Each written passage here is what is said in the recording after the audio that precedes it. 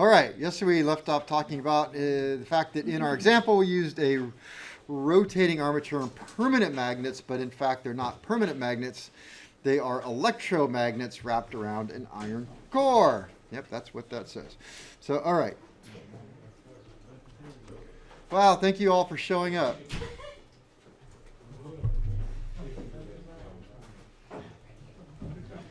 Tomorrow I will be locking the door at 7:29. Yep. All right, these are called field coils or field poles. Called field coils or field poles. Either name is acceptable. And what's cool about that is by controlling the current through these field poles or field windings, however you want to call them that, you actually control the generator output. So rather than having a magnet that is just there, you can actually, because you have to be able to control the generator. You can't just turn it on and say, well, you're a 50 amp generator, so put out 50 amps. I mean, what if you don't need 50 amps? You know, if it just send it to the battery, well, you'll smoke the battery, right? You can't just, you got to send it somewhere. So you can't do that. So you have to control it and say, well, I don't need any amps right now. So you just kind of chill out over there. So you got to be able to tell it to chill out. So the way you're going to do that is by turning off the magnets or bring them up a little bit or a lot more. We good back there? It was in the pocket. All right. Field poles. Let me see. By controlling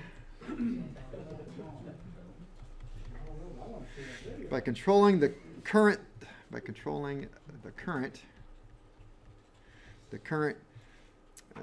through the field poles.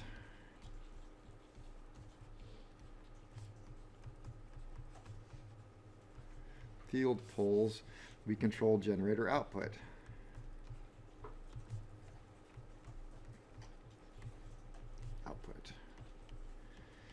You see, because when you have a coil of wire, if you run current through it, you get magnetism. And the more current you have, you're acting like you've heard this before. And the more current you have, the stronger the magnet gets. That magnetic field goes out. That sounds familiar. Not to that many people. It's like, no, it's not. Stop saying that. I can tell by those. Okay, the iron core. Let me see what I see there. But got a little secret in there. It's not purely an electromagnet, because if that were the case, then you have to have something to get it going. So if you have a generator and no battery and you start the generator, well, you need electricity to have something go through the coils. And if you don't have electricity to go through the coils, then it doesn't work. So the nice thing about a generator, and this is the one advantage that I think that the generator has over an alternator, is, like many of you, it's called self-exciting. Oh, yeah. I think a lot of us know that. The iron core retains magnetism.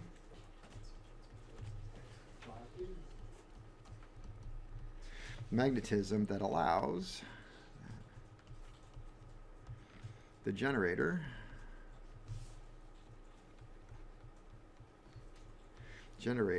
to become self-excited. It means it works without an external source. So you have this little bit of magnetism that stays in the iron core because it had a lot of had current running through it.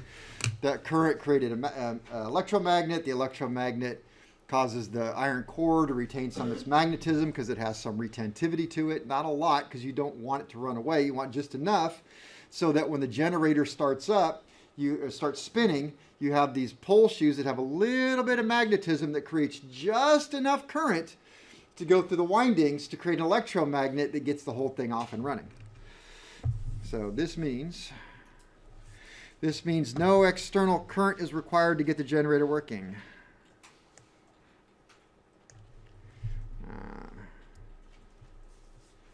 I'll just abbreviate that. So no external current is required.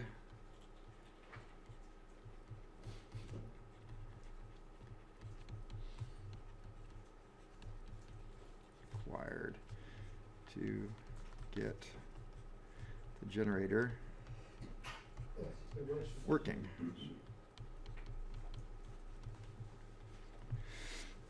And B, residual magnetism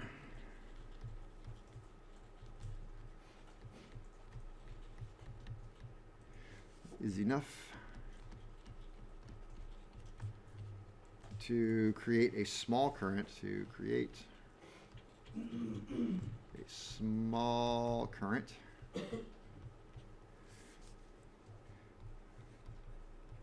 that is used to power the generator field coils to create more current.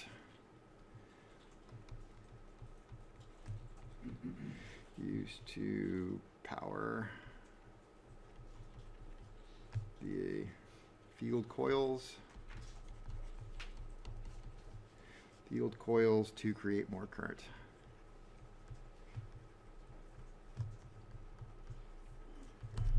So you create a little bit of current in the field coils. That creates a little bit more current, which creates a little more in the field coils, which creates more current. The output starts going up, and that's how it works. All right. So really, that's how it works. That's it. That's the end. You got armature spins around in the middle. You've got your commutator segments on the end. You got some brushes that touch against it. You got your field coils. Armature spins within the magnetic field of the field coils / iron core, creates electricity within the armature. That electricity goes to the commutator segments. Commutator segments go out. The end. Done. What spins a generator? The engine. The engine does. So there we go. We got something to spin it. So now all we have left to do is figure out how to control it. But before we do that, I'll make this point. There are 3 classifications of generators.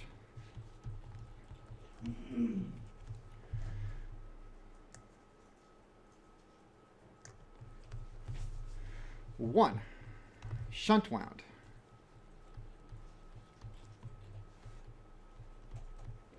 Shunt wound. So that is the field coils. What does shunt mean? Resistance. Shunt means resistor? It's like that thing.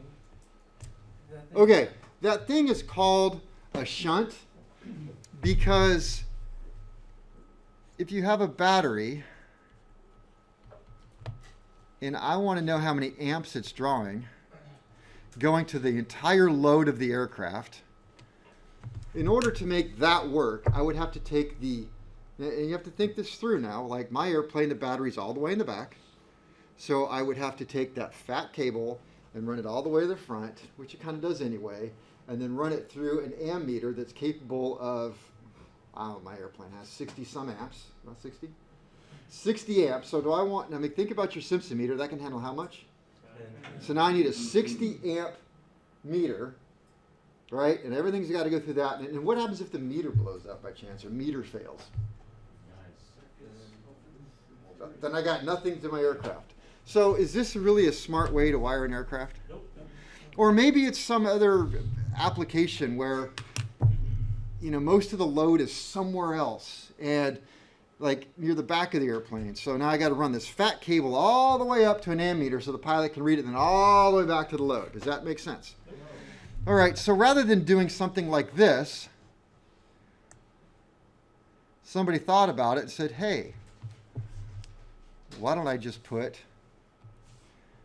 a very low resistance shunt right here, and I'll wire this little tiny wire all the way to a little tiny voltmeter, and I will calibrate it to read amperage. And so it says amps, but it's really reading voltage because because of Ohm's law, that the drop across this resistor, actually I have to kind of go like that, the drop across the resistor is going to be proportional to the amperage. That's why it's called a shunt, because you're running something parallel off of it. So what does shunt mean? It means parallel. Where else do we have shunt? We use that word a lot. What else was it? The battery tester. Battery tester. Is that it? I don't know. All right. So shunt means parallel. Field coils are connected in parallel with the armature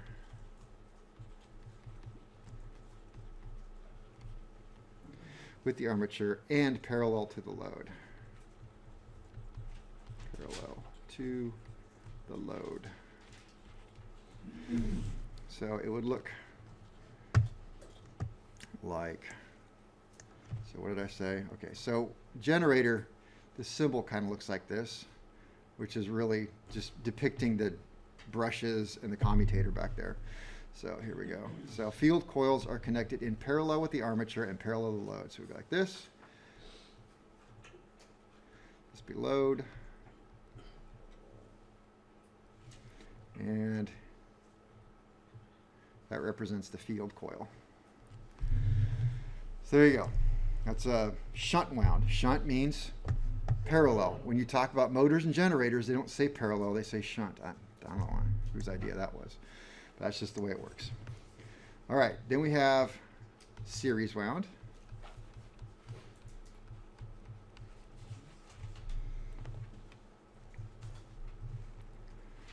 Field coils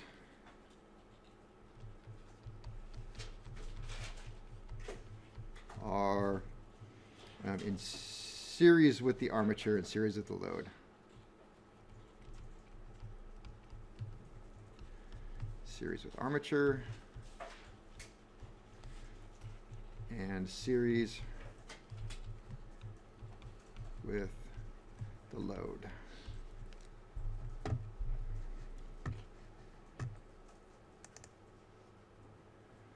All right, so that would look like generator, and so come out. It's got to be in series. So series. What do you think? Load.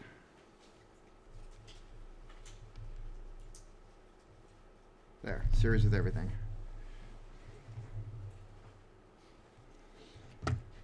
And what do you think the third one is? Series parallel. Yeah, you guys are smart. Except you're wrong. What's it called? Shunt series? Yeah. Compound wound. So it's Yeah. So field coils are in series parallel.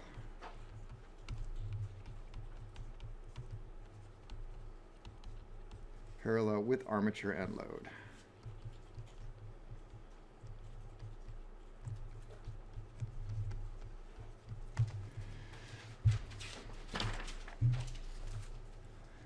A little more, oops, sorry about that. A little more complicated. Let's see. Generator. And here we go. We've got parallel. And then we'll go series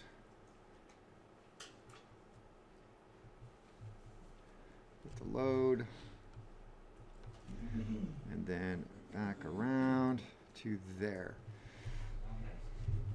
Yeah, you'd have to because it's series parallel.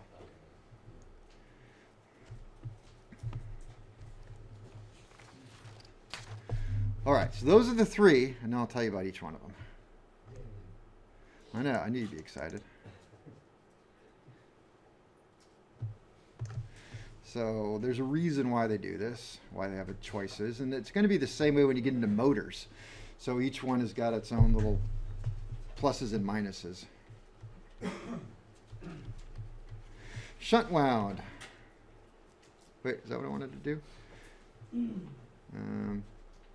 Yeah, that's what I started with, shunt wound. Okay. Also known as, AKA, parallel. Parallel wound. some of these are like notes that I pick up out of my sources and stuff. So must use a regulator because, which implies some of them don't use a regulator, but I have not necessarily seen a regularless one, especially on an aircraft. So 3 must use because generator output, I'm just going to abbreviate gen output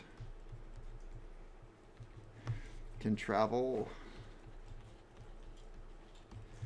through the aircraft load or field windings.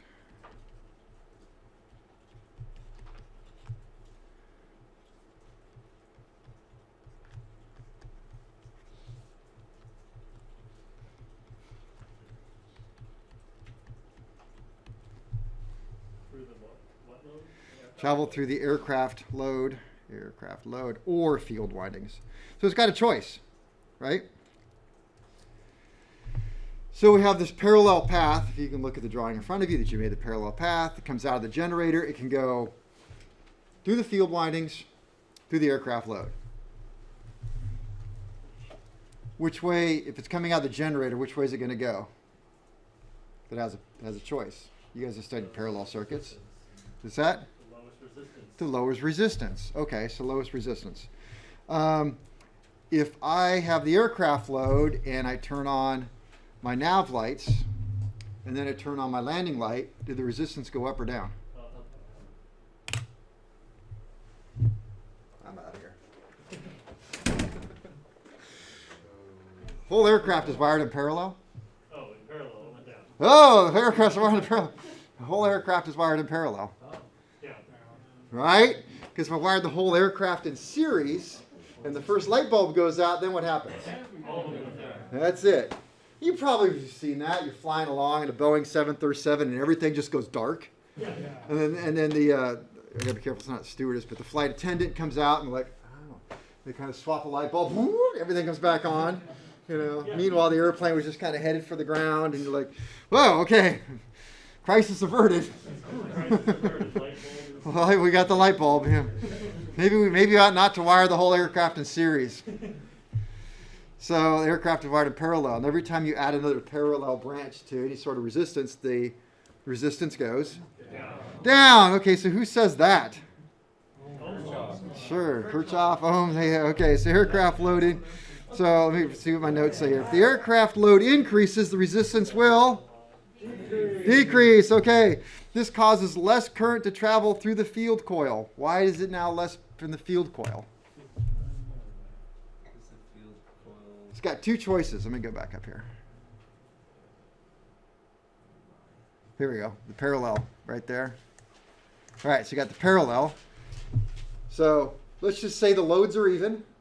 Comes out of the generator. Half goes through the field coil. Half goes around. So I start flicking on stuff on the aircraft. What happens to resistance? Resistance goes down. So instead of half going over, sorry, it's backwards, so I make it right. So instead of half going over to the field coils and half going to the load, which way is it going to go? The load, because it's easier. Well, wait a minute. I just turned a whole bunch of stuff on. So what do I need the generator to do? I need to make more, but what did I just make it do? Make less, because the field coils just lost a bunch of power because it's easier to go around the other way. So that didn't work out so well, did it? No, but that's what happens. That's why you need a regulator. So it causes less current to travel. So anyway, that's why it needs a regulator. Try and make that simple. I don't know. I always like that one. It's like not that, only because it makes you think about what's happening a little bit in a way that you've never seen it before. So let me see. 1, 2, 3. Okay, output current. Output current will proportionally choose the easiest path. So if aircraft load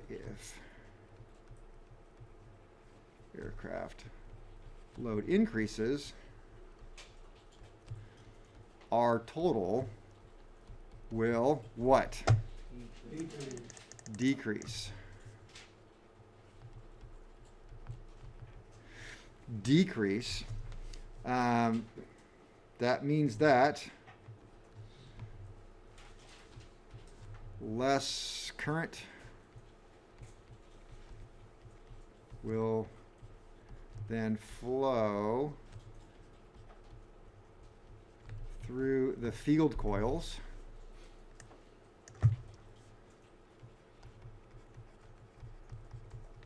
Field coils decreasing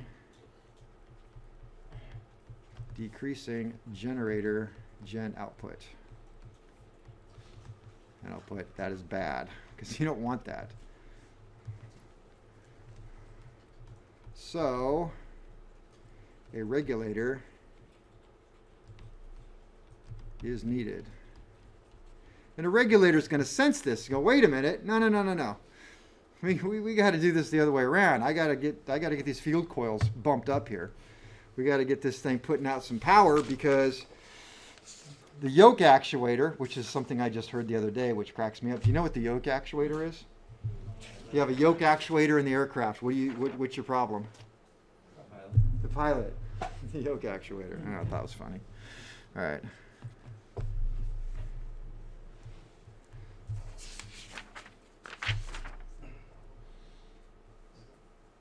Oops, I wasn't ready to move.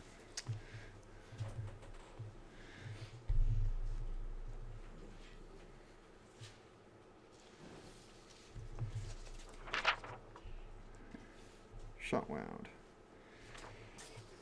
3.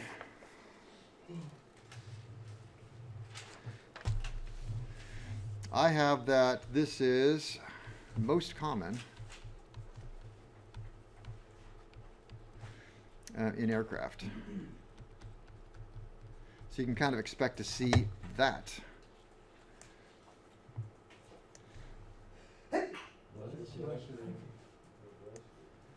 What, did all of you guys get the religious exemption? You can lighten up a little bit. I'm not going to turn you in.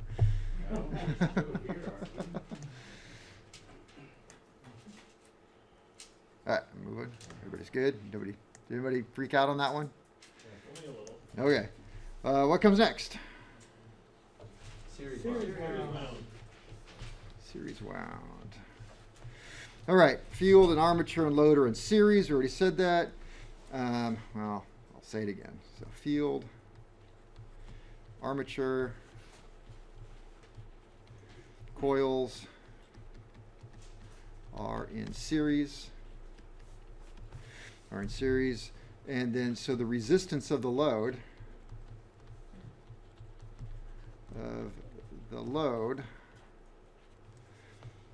controls output.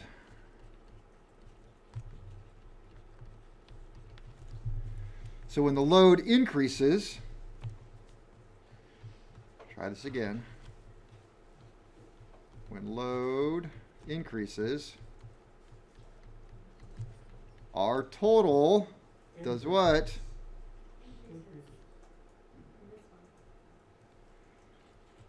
Okay. No. Because the load is like the plane's. You have to remember, and I can see why you'd say that, so I'm appreciative of that. I'm appreciative. So we got to look at it just a little bit different. And then.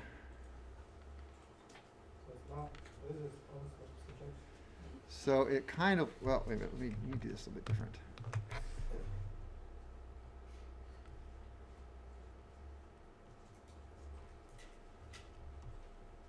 Can you see that okay? Yeah.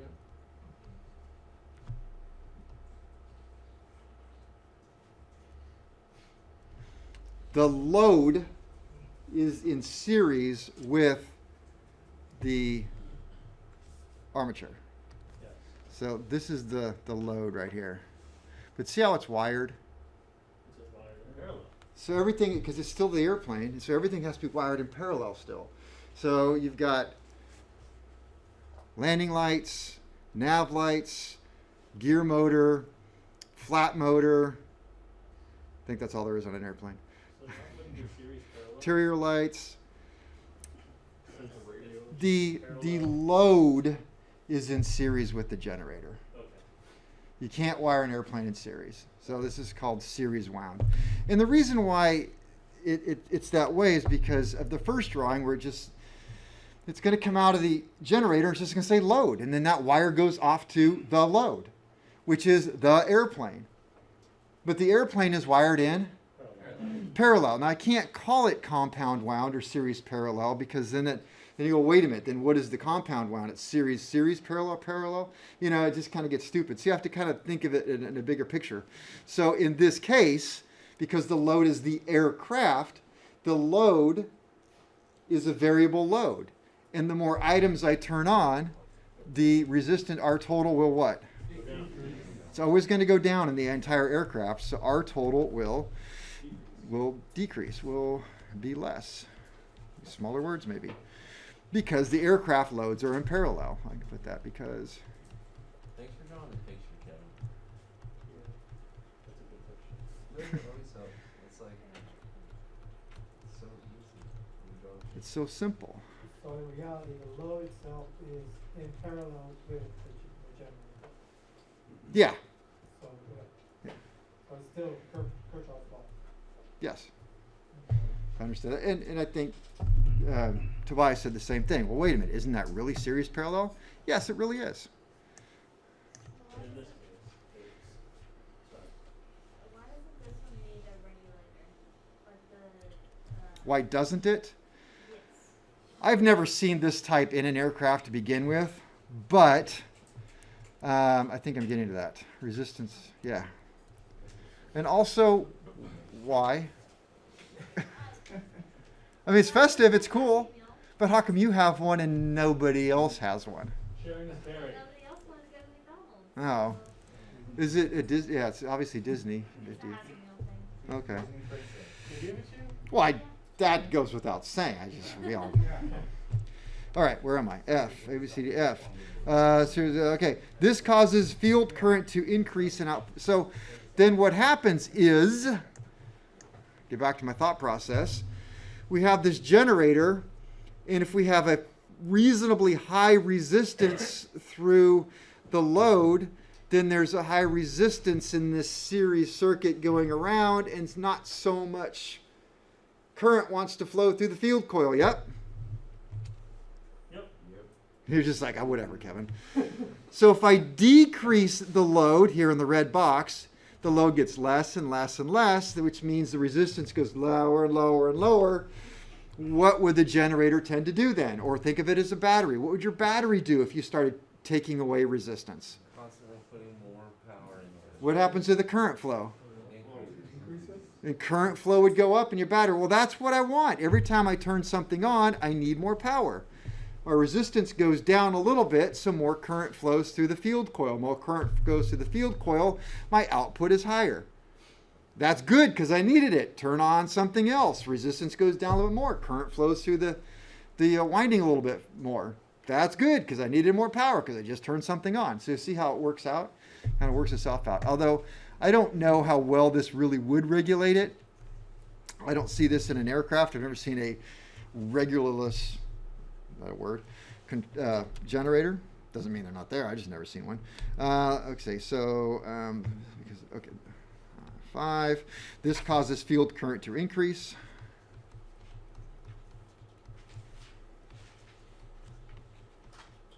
Current to increase. What happens when field current increases? Generator output increases. Yep, and gen output increases. So you got to remember, this is going to be important because you're going to have an oral and practical, or an oral at least on this, and a lot of you really struggled hard on this magneto. You're like, I throw out some keywords, dude. Did I pass? This is in the same way. I think it's an easy oral, but I also thought the magneto was too. So you definitely want to get this down.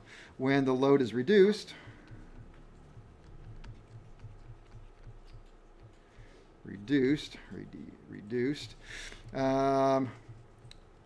our total goes up or down? Up. Okay, at least 2 people are going to pass this oral. And current output, oops, O-U-T, output is reduced. I wanted that. That's a good thing. It's self-regulating.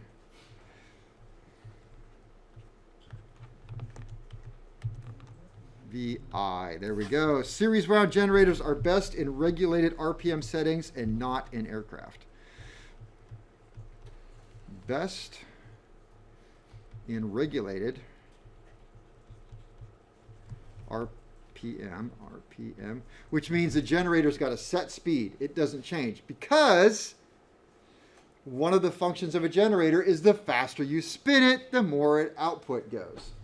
So then you change the whole dynamics of it. If you get this thing balanced out just right, like, okay, I've got it, it's set. If I turn on that switch, it'll put out the right amount. That switch put out the right amount. That switch put out the right amount. Start closing them, it's the right amount. Everything's good, good, check. Speed it up, well, everything went to hell. So you can't do that because the faster you turn a generator, the more output it is. Generators also have a coming in speed. And it's just like a magneto, sort of. A magneto at coming in speed is the lowest it can turn and still produce a spark on all cylinders, right? Okay, coming in speed of a of a generator, if it's a 12-volt generator, you can watch it in an aircraft. One with a generator, you can turn on the lights and stuff, and you'll see a draw from the battery. It's got a negative amp draw to it. Add throttle, bing, and then all of a sudden it's on the other side of the positive. It means it came up above battery voltage and came alive. And pulled the throttle back a little bit, and boom, it just drops right off. It doesn't slowly work its way up. It's like an on-off. It's either above battery voltage or not. So once it hits above battery voltage, then it comes on, and that's the coming in speed at the RPM at which it actually comes in. So best regulated RPM settings, settings, and not in aircraft. Now you're going to learn next year that there's a thing called a constant speed drive, which actually runs off of the engine that turns a generator at an exact speed, whether it's at idle or full throttle, whatever its speed's going back and forth. This generator, which is really more for AC, stays at the exact same output because you need AC at a particular hertz. So that's what you get. Compound wound.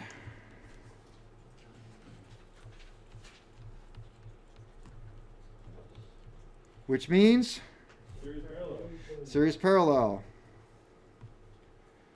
So one field winding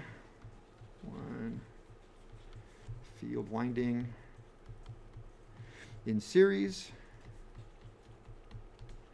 and one in parallel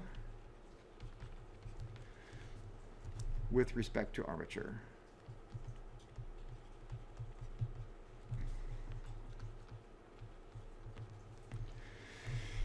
All right, so when the load increases, our total goes down. Okay.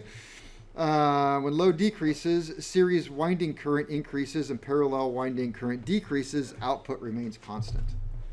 So think about it. So you got one side's parallel, one side's series. Let me go picture. I just do it right here. I'm sorry. That'd make you sick watching that.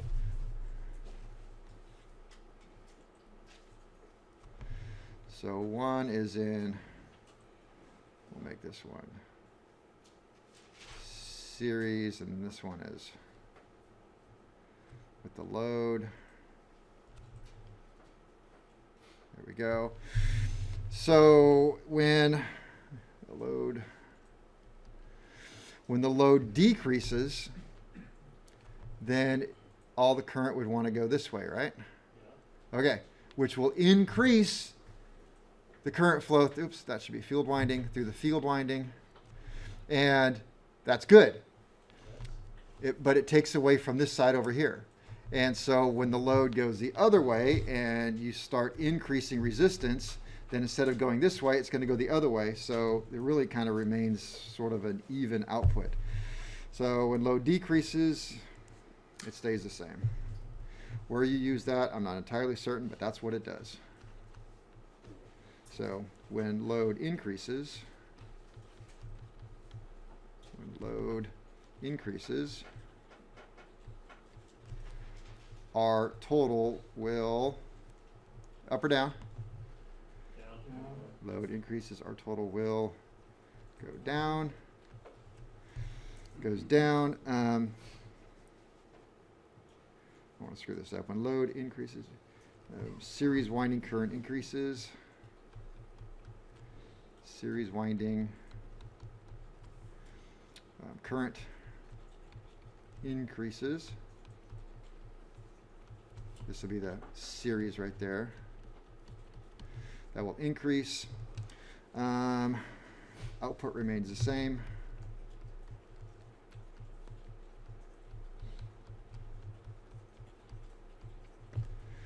And we can do it the other way. When load decreases, increase resistance, series field current decreases and parallel field current increases and output remains constant. Maybe I'll write that because it looks better in writing.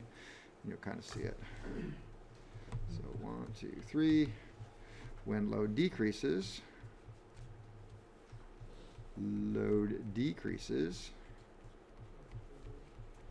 comma, our total will go up, is correct. And the series field current decreases,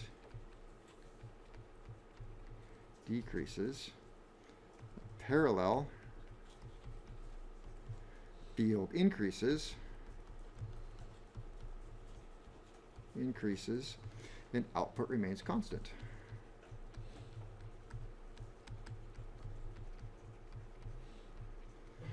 I don't honestly know why you want a constant output at all times if your load changes. Didn't ask me, don't know, it's not an aircraft, don't care. All right.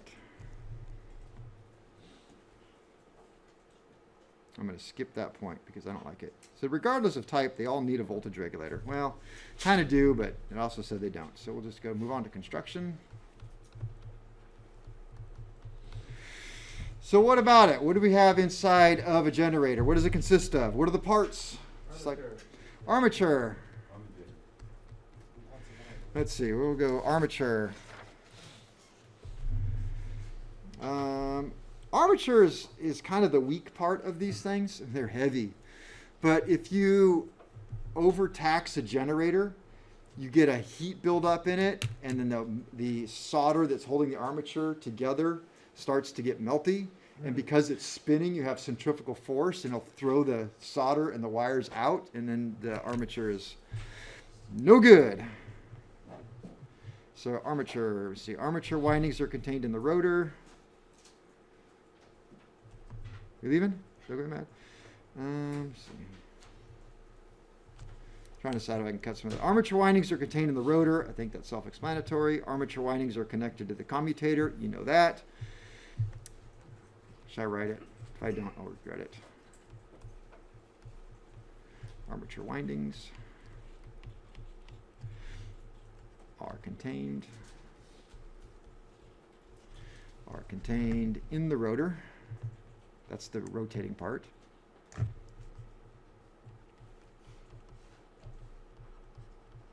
The rotor is the rotating part.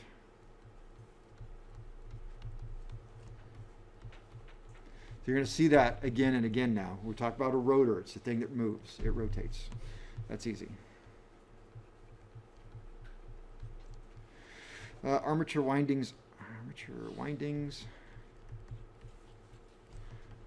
are connected to the what? Commutator.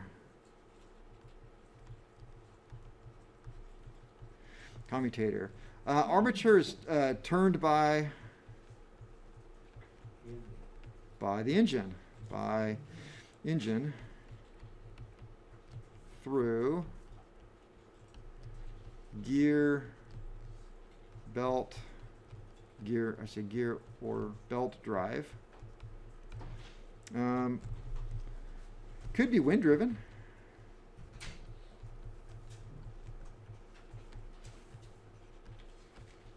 like I showed you. Let me see. It does have a laminated. Why do you think it's laminated? Ignorance. You are correct.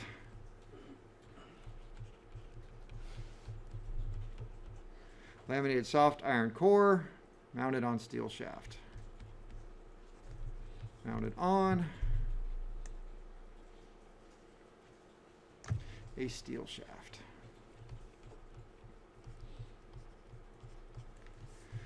Now we have the field windings.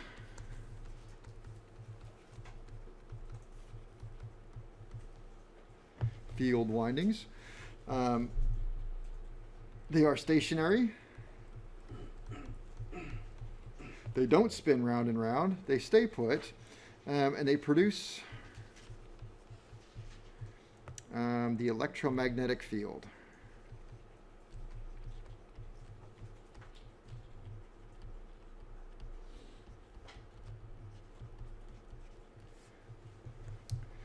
What else we got in there?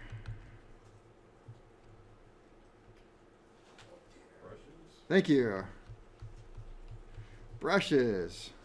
What are the brushes? They are carbon and graphite compound.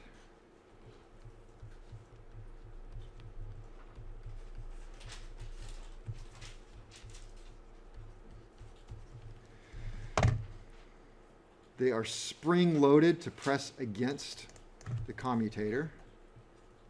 All right, that's spring loaded. Spring loaded to press on the commutator. And held in a special holder to allow the brushes to move up and down, back and forth. So the brushes are going to wear. It's a wear item. So they go in this holder that just kind of allows them to slide down. So the spring presses on this holder, and then it, yeah, I wouldn't be able to draw it.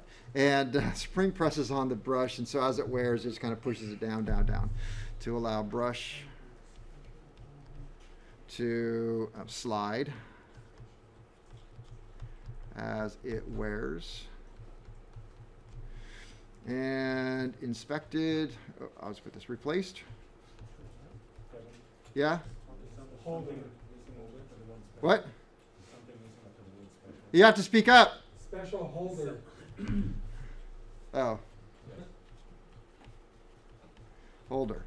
Replaced when 50% worn. Which brings up a great question.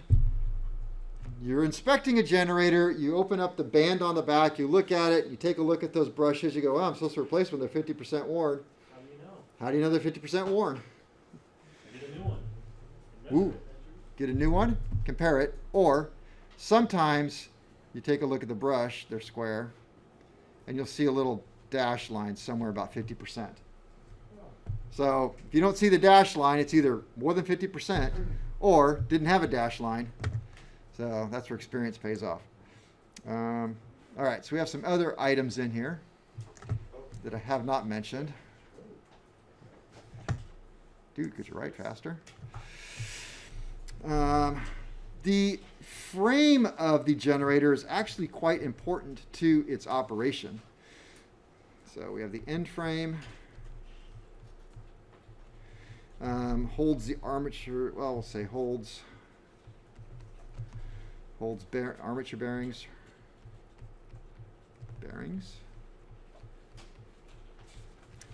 And holds brush assembly.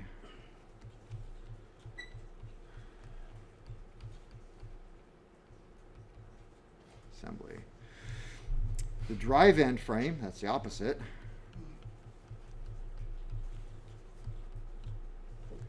Oh, by the way, the direction of rotation is when viewed from. Wow, okay. It's like the same ones you did. It's like, and every other accessory. Holds armature bearings. Because you got bearings on both ends. And also has the provides mounting.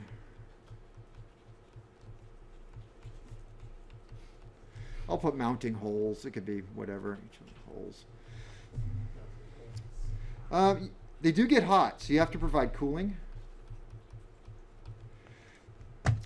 And they are, of course, air-cooled on aircraft engines. So, thank you. Cooling, I'll put this air-cooled to may have a blast tube. Remember what a blast tube is? Just a tube that takes air and blows it right onto it. May have a blast tube mounted to brush inspection band. Inspection band. The brush inspection band, that little dash thing that you're talking about? No, no, no.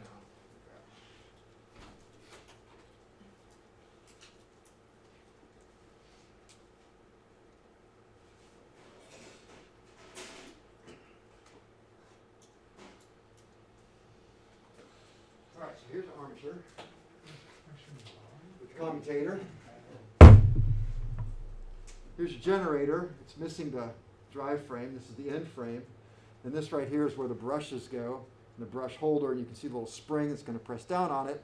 This is the inspection band that you will see. I don't think this one came off of this one. No, it didn't because it won't fit. But the inspection band would go in this area right here, and it has this right here, where a tube would come right to here and then go up and then mount where fresh air is going to hit that tube, go through here, and blow into there and cool it and come out the front if it can, or out the back, wherever it wants to go. If it's mounted to an engine, it's not going out the front. Something dropped. But if it's a belt drive, it will. This one broke. And kind of dirty. Want to pass it around?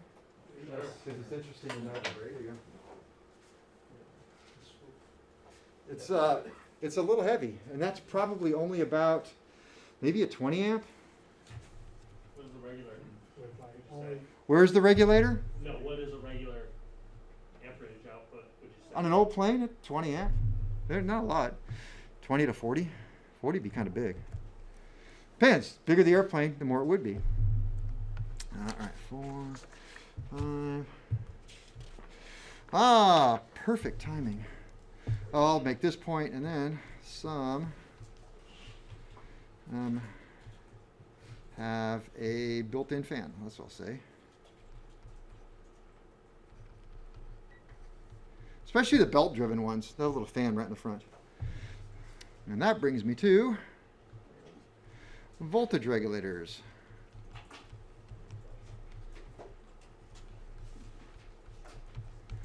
And the brake.